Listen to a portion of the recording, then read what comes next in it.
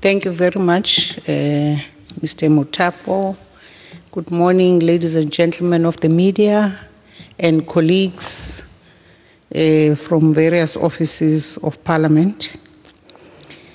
May I also welcome the presiding officers who are really the hosts here and will share the response to any questions of clarification that will come after we've presented the statement. As you know, I don't normally enjoy reading a statement, and therefore I'll try and just go through each page of what's contained in the statement, which will be circulated to yourselves, which also has an annexure that has more details on the guests from different categories that have been invited to the State of the Nation event. As we normally do annually, we've decided on what we believe is an appropriate theme for this State of the Nation, based on the fact that we're paying homage to the life and legacy of our remarkable Nelson Mandela, who was our leader, our president, the first president of a democratic South Africa. And the theme is making your future work better, learning from Madiba. And of course, we do this because we were inspired. And here we take from a quotation of Madiba himself at the first democratic elections when he was historically inaugurated on the 24th May, when he addressed the first SONA. The words that he used was that we were inspired by the single vision of creating a people-centered society, which our Parliament continues to be inspired by. Of course, as we normally do, on this occasion, we bring together each of the three arms of the state under one roof. And as a result, we work together specifically with the JCPS cluster that plan with us in terms of the detail of the logistical arrangements in preparation for the State of the Nation occasion. We want to explain upfront that on issues of security measures, we are not alone as Parliament. We work with the security cluster of government. And therefore, on those matters that reside in the various ministries and departments that deal with different components of the JCPS cluster that is chaired by Minister Mapisa Ngakula, there will be specific messages and perhaps clarifications and announcements made from that side of the executive, but otherwise we are planning together to make sure that the State of the Nation occasion, address occasion goes well. We must say that the arrangements are normally the same. There is more attention being paid than on an daily basis that we do have the ordinary police that work around the precincts of Parliament.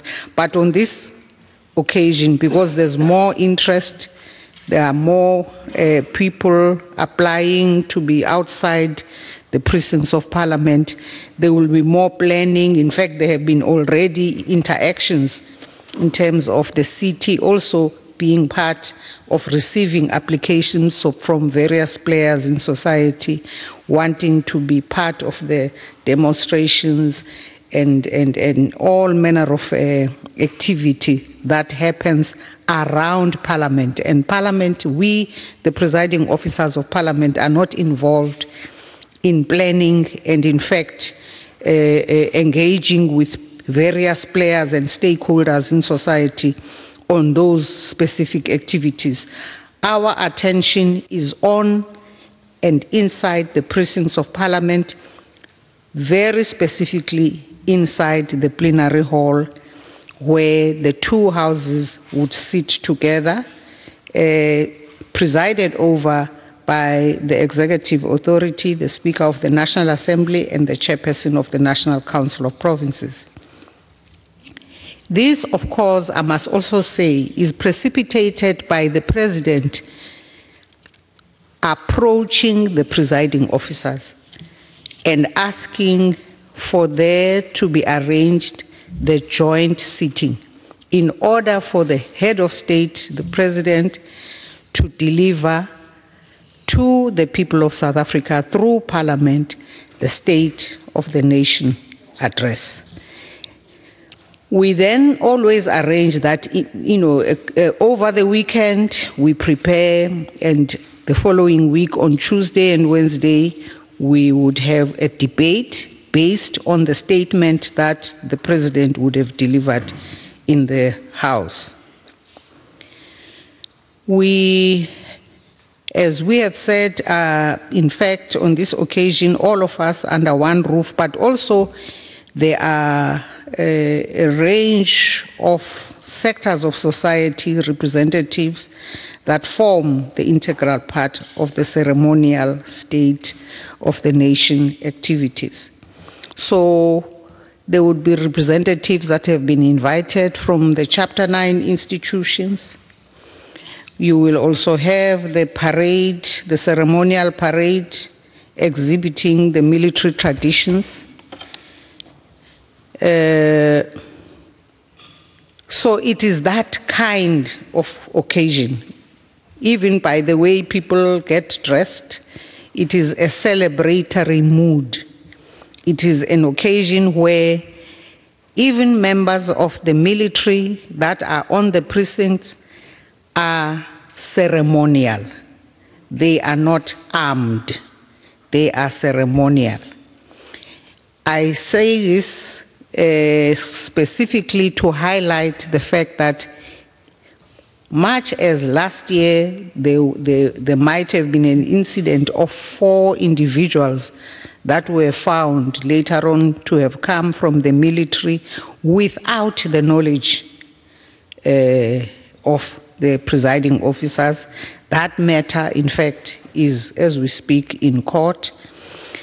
We normally have only the ceremonial guard, and those are the military personnel that will be, and in fact have been invited, as usual, to be part of the ceremonial marches and so on, and performances on that specific day. There's, from a number of secondary schools in the Western Cape, a junior guard, members of a junior guard of 100 learners. Also, you have 100 representatives from 3 civil society organizations that work on gender-based violence from around Cape Town. And there are 9 eminent persons selected by provincial legislatures in recognition of their individual contributions to our democracy.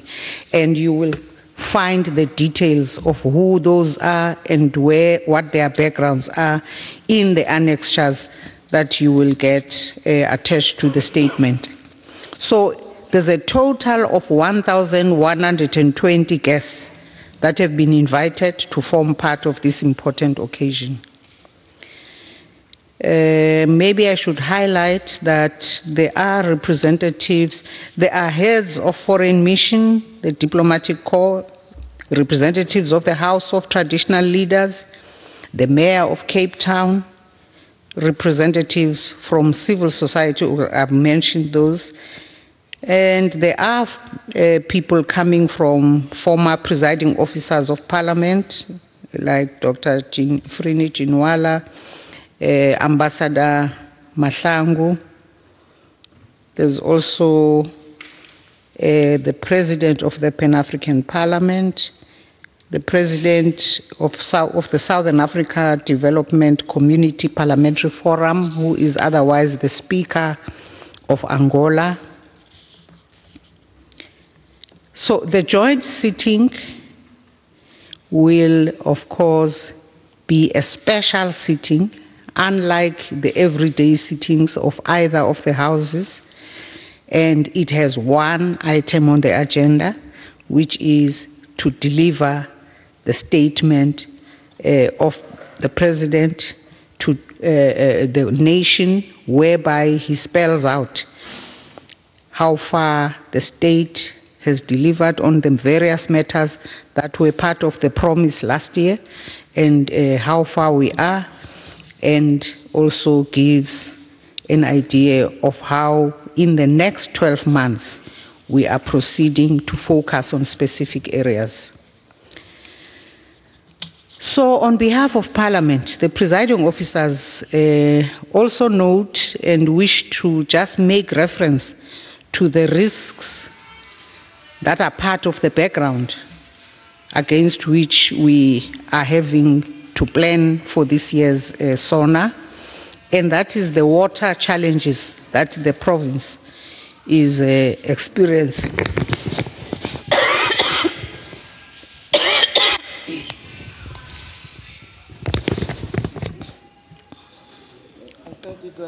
Whoever has that challenge, I'll also sort mine out.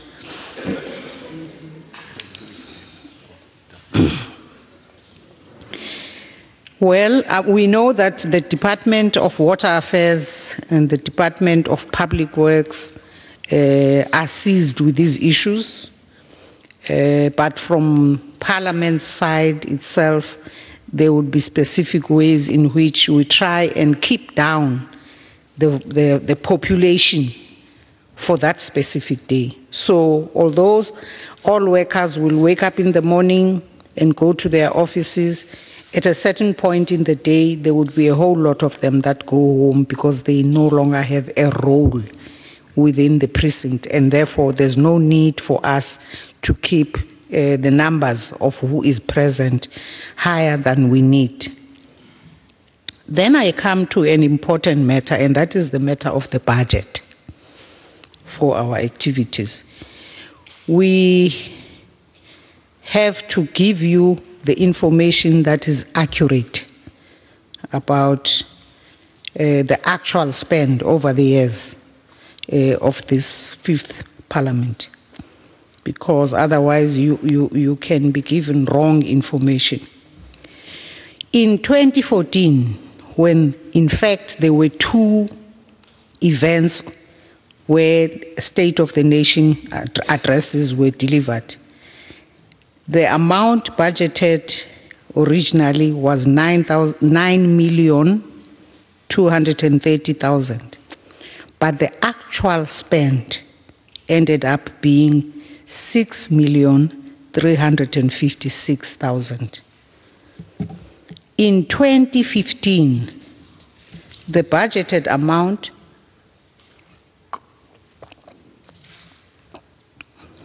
was 4,098,100,000, but actual spend was 3,156,000. In 2016, the budgeted amount was 3,946,000, and the actual spend was 2,270,000. For this year,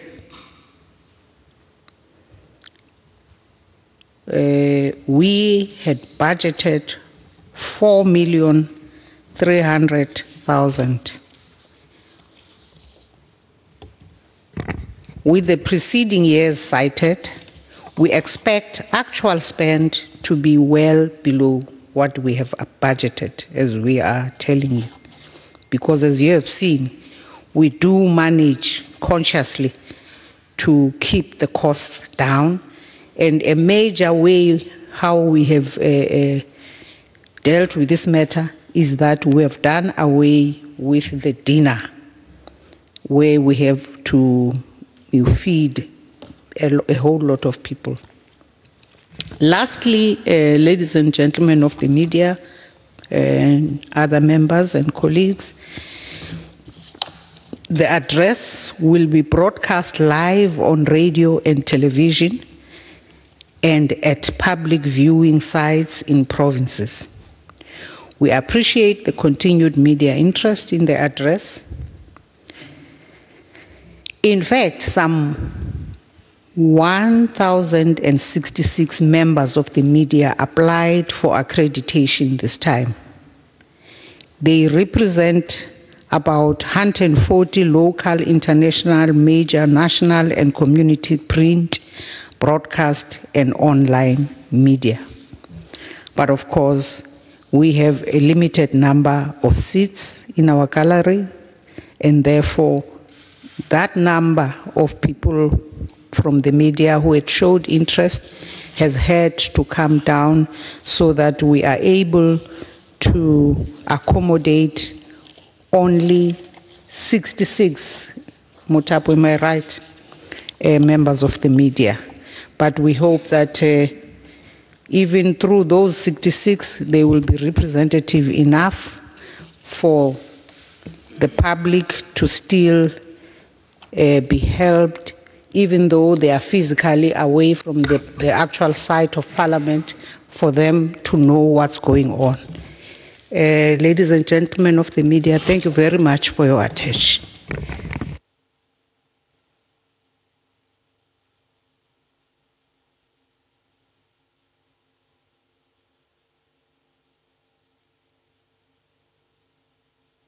Thank you very much, Madam Speaker. Indeed, in the gallery, there will only be 66 members of the media that will be given, will be accommodated, and the rest will be within the precincts. Earlier, when we started, I was introducing some of the colleagues who are accompanying the presiding officers. I was just looking here on my immediate left. I didn't see Mr. Klaso. Masibulele Klaso is the Secretary for the National Assembly. Welcome. Thank you. A comprehensive statement has been circulated together with the annexure of some of the guests that have been invited, prominent guests that have been invited. It is not all the guests. If we were to put all the guests that have been invited, it will be very, very, very bulky. So we'll just continue to give you updates as we draw closer to the State of the Nation address. I'm going to open the floor for questions and to say that the presiding officers can feel free to respond from where they are seated using the microphones. And if you can just give us your name as well as the media house that you are coming from. You'll be the first, sir, yeah, and then followed by you, Gail. You'll be the third, Anika, and then Mr. Msia, and then you'll be are you the fifth? Marianne, fifth, yeah. Let me take, that will be the first round, in that order. Thank you, Minister. Wendell from Reuters. If the presiding officers can please confirm that as things currently stand, the President Zuma will be delivering the February 8th address. If they can, if that answer is in the affirmative, if they can please give us a sense of if they are concerned that it will be disrupted as previous few years have been disrupted. And if that concern has perhaps prompted them as custodians of this august institution to possibly either gently suggest or fiercely demand that the President should reconsider addressing. Thank you. The second hand. Gail, were you the second? Yeah. We're the third. Who was the second? That's fine. Thanks very much. Just on the, in relation to the State of the Nation address speaker, the letter from the EFF asking for a motion of no confidence to be scheduled ahead of the State of the Nation address. And I understand there's also been correspondence from other parties as well. Whether that is going to be entertained as a possibility before the State of the Nation address, and if so, what the implications will be for SONA. And then just relating to the budget, I mean, these figures are clearly what Parliament itself spends, and it's commendable that the price has gone down. Do you have figures on what is spent by the security cluster in terms of the security arrangements that they make?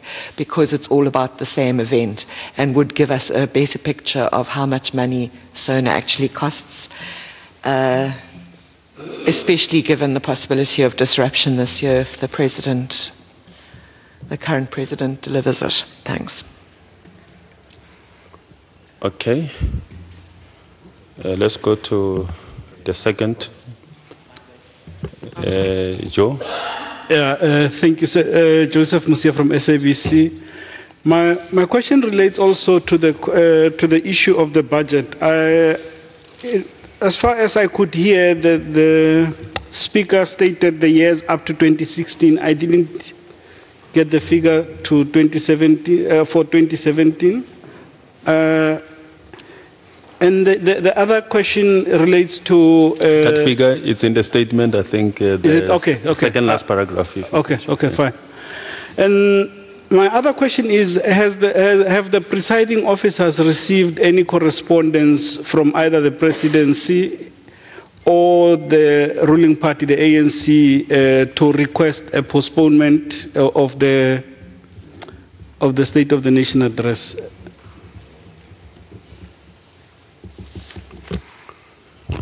Fourth, Maria. Good morning, Marianne Merton, Daily Maverick. Two questions with regards to security arrangements. You indicated that is up to the security cluster. You held a meeting with State Security Minister Bongo on Tuesday.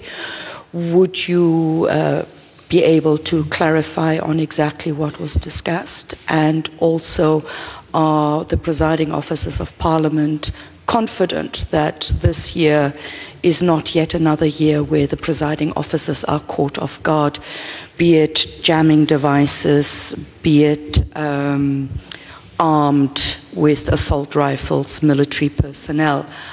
On that issue, the speaker mentioned that 4 people are in court with relation to that matter, arising out of last year's SONA. Would the presiding officers please explain details, if they are able to, around that? And why was there nothing published in the ATC with regards to the defense minister's investigation, as the presiding officers had asked the defense minister last year to investigate? Clearly there has been an investigation. You say court action is currently underway. There must have been some communication from the defense minister to the presiding officers. If you could give us an update on that, please. Thank you. Ms. Larsen? Thanks, Maloto. A bit of a sidebar issue, but since we have the speaker here, perhaps I could ask, please. The complaint from Advocate Vanara about Minister Bongo allegedly offering him a bribe to throw the ESCOM inquiry, please, could you update us on the status of that investigation? Thank you.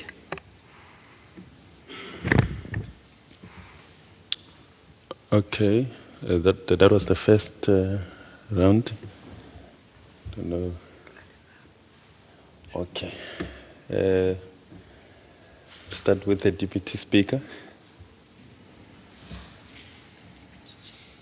and the Deputy Chair.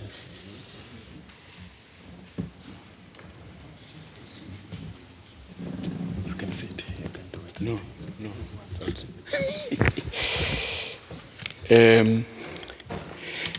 Let me start by adding my voice of welcome to members of the media, and to say that the occasion that we are preparing for is also a very important public and civic education opportunity and a communication opportunity for us as the legislature to continually provide information to the public out there about the nature of what we are doing here and so on. There's no question that it is also a very huge relationship building exercise for all of us, including, for example, members of the diplomatic corps. The Latin American and Caribbean, for example, will be having lunch here. The members of the Africa group of ambassadors do the same, so do the European ambassadors. So it becomes an opportunity for them to connect those who do not regularly connect during the year. So as a relationship building exercise, it's a huge contribution to good relationships all around.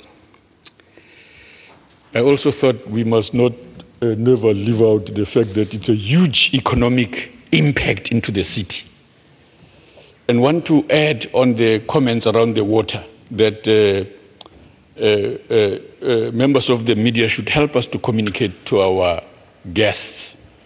Please use water adequately when you are here, including where you come from. This is a serious disaster that requires national response. So all of us must act responsibly around that. No, I'm not aware of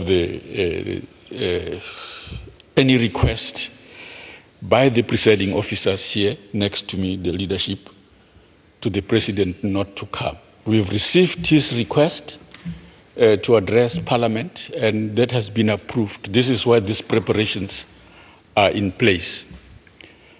It cannot be correct that because there's a threat of disruption, that we tell the president, the head of state, not to come to speak here. What we should be doing is to dissuade anybody from disrupting work of Parliament, no matter how strongly they feel. It's a democratic institution. There's a democratic process of dealing with these things. We've just come out of a programming committee, and as far as we are concerned, the occasion must be respected. It's an opportunity that brings three arms of the state together, and we expect them to be here, and their safety must be uppermost among us. That disruption leads to concerns, but also even when there are injuries of people, when people are hurt, when property is damaged, it's civic irresponsibility of the first order that should not agree to, even by our silence, those who should be commenting negatively on that conduct. So we take exception, quite frankly, to threats of disruption. They should be rejected with the contempt they deserve. They are not in their nature necessarily, especially because they are a disruption, as it is correctly described. An appropriate way to protest in a democratic institution such as this one.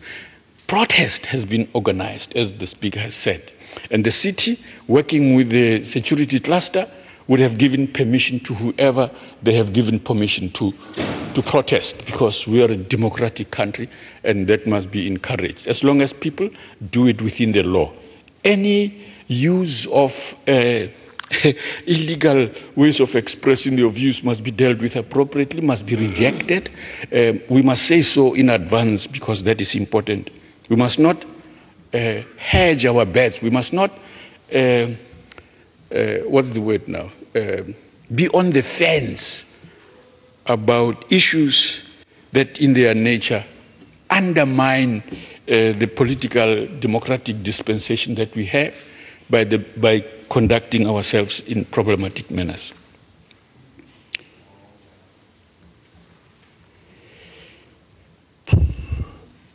I do not know the question around the other questions. I think the presiding officers will take on.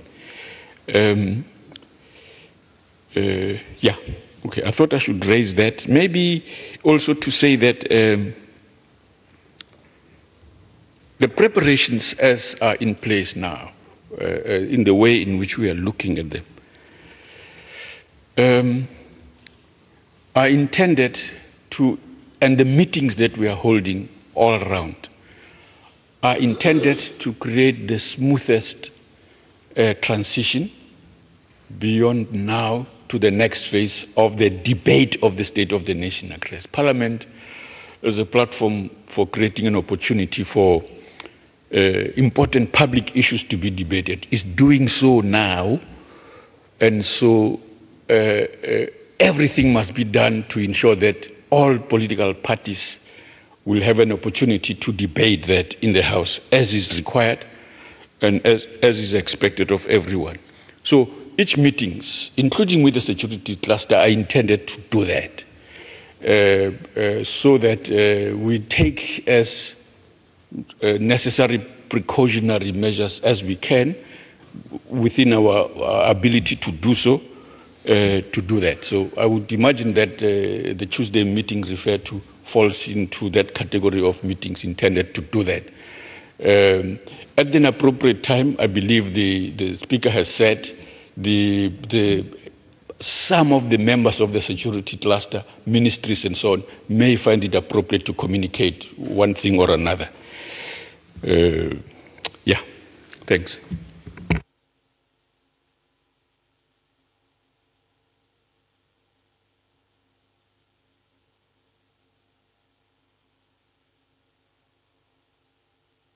Thank you very much, Speaker, and welcome to members of the media. We have just received a clear confirmation from the City of Cape Town that the precinct of National Parliament, as we know that it's a national key point, would not be affected by the crisis that we are faced with. And there are, of course, contingency plans put in place to avert any inconvenience to people who would be attending the State of the Nation. Mine, Speaker, is just on one specific question, whether if the ANC had written or Parliament has received a specific letter from the ANC requesting a postponement. And my response, or the response, I think it's only fair to say that the ANC is on record in saying that the matter is on the agenda. It has been discussed at the level of the leadership of the African National Congress. But so far as the State of the Nation address, the current head of state is the head of state of the Republic of South Africa, and therefore is expected to deliver the State of the Nation address. So in simple terms, no, there's no such correspondence. And what I'm saying, it is already in the public domain. I mean, the Secretary General of the ANC has confirmed that, to say, as the African National Congress, they are engaging with the particular matter. And as we know, as further communicated, is that there are further and consistent engagement with the current president of the ANC and the president of the Republic. So we don't need to panic around that one, insofar as the ANC is confirmed. It's a matter for the ANC, and let's leave it for the ANC, and let's focus our energy on what the responsibility of Parliament would be. The Deputy Speaker responded to the issue of our meeting with Minister Pongo. It's a normal thing. I mean, there are consistent meetings that are taking place with all ministries, whether it be at a cluster level or at an individual level. There is that consistent engagement. Perhaps there might be just that, I don't know how to put it, but just because of the State of the Nation address, therefore, there are other things that might have been discussed. We have met with the Ministry of Finance. We have met with many ministers because our responsibility as Parliament is to hold them accountable, is to consistently do our oversight on them. So it would not be fair that every time we meet with the minister around a specific matter that has got to do with accountability or oversight and so forth, we jump on top of the roof and so on. So these are consistent and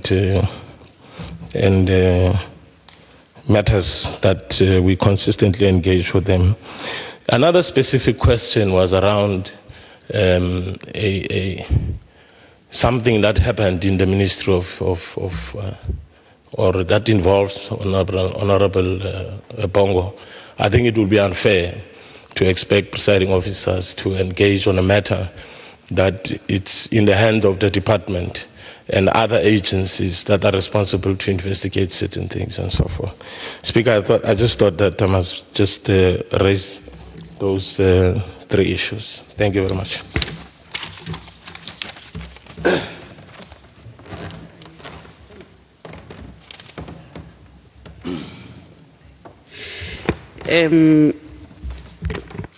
I hope it is not interpreted as being sexist if I respond to you sitting. Good morning. There is a question on the EFF asking for a sitting before SONA. That matter, yes, the Speaker has received such a request. I think she's considering. She did respond to them when she got the letter, but I think she might want to elaborate. That falls completely out of our interest as the NCOP because constitutionally we have absolutely no power to meddle in that affair. But you also asked whether the presiding officers were considering the request from another party to postpone SONA. No, we're not, because I think the members of the National Assembly wrote to the Speaker of the National Assembly. They did not write to us, and SONA is a joint sitting. So there is no way I'm going to, on behalf of the NCOP, discuss a matter which we have not been invited to discuss. So as far as the NCOP is concerned, we are on schedule, we are ready. It's SONA on the 8th of February. You have asked us whether we have an idea of how much the security cluster spends on SONA.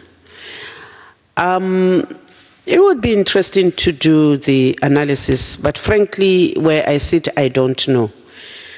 But that expense should be easy to get because it should be reflected in the budgets of the defense. It should be, because when you bring the ceremonial or the naval band, you do incur some petrol. It might not be that much because they are not far. The naval band is based in Simonstown. I hope I'm still right. So it would be an issue of conveying them to and fro. We should be able to get by that. All we focused on was to say that, as we promised as Parliament, we would bring down the costs of SONA. Marianne, you asked us to tell you what we discussed with the ministers, with the security cluster ministers. When SONA is convened, it brings together all people. It actually creates if you don't plan properly, you can have a security disaster. Because you've got all the heads of the states under one roof. You've got your most important departments and entities of the states under one roof. So if Parliament were to say it will not discuss a gathering of this importance under its roof, convened at a chamber which is designated as a, can I be done? national key point, we would not be doing ourselves any favor. And remember, it is not Parliament deciding to host or to convene SONA. It is done as per the request constitutionally so by the head of state, in his capacity, not as the head of the executive. So it complicates issues, and therefore such a meeting between ourselves and the security cluster ministers is important. I can say to you that we have sharply raised the issues of the signal blockages.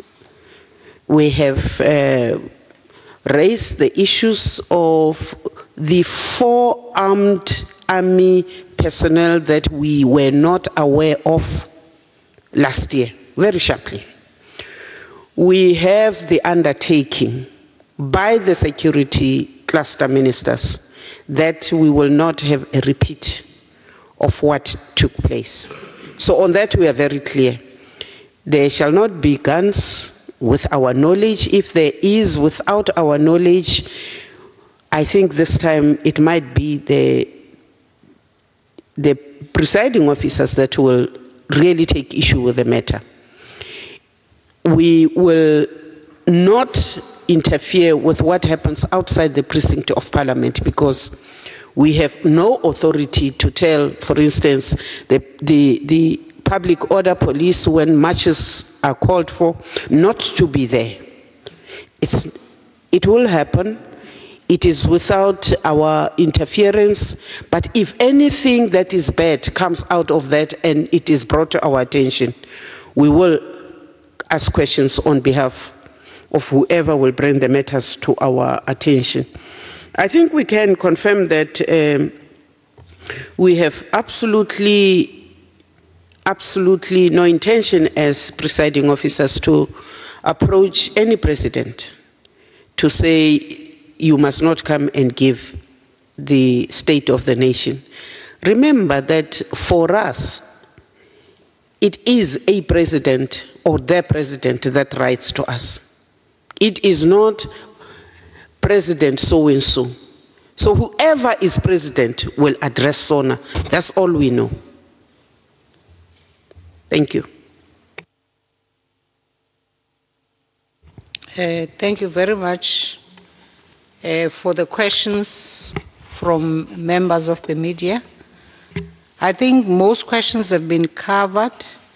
I will only say that we will have yet another meeting of the JCPS cluster chaired by the Minister of Defense with us in this coming week, just to have a final look at matters that will have been raised last week when we last met with them at the level of the technical level, where Dr. Glube and our acting STP deal with the issues with their colleagues, counterparts, as well as when we meet also as the political leaders, in other words, the executive authorities in the various portfolios, we meet as a bigger meeting so that we can make sure that there is no angle from which we have not looked at the state of readiness. The last issue is the question of Advocate Vanara's matter, which of course is not about the State of the Nation address. However, because it has been raised, we will answer that the matter was taken up immediately that he submitted his affidavit by the Speaker directly to the head of state, because he had just been appointed a minister. I think it was 2 weeks thereafter. So we took the issue straight physically to the head of state, to the president. We have not yet had a report back. There's usually a process, of course, to deal with such matters. So that's where the matter is. We are right at the beginning of the year, so everything, some things have lapsed, others are going to be made to wake up so that we can deal further with them in this last year before the end of the 5th term. So thank you very much, Mutapo.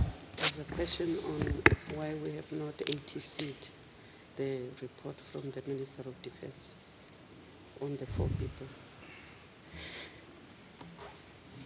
There is a question about the ATCing or not on the matter of the Defense Minister.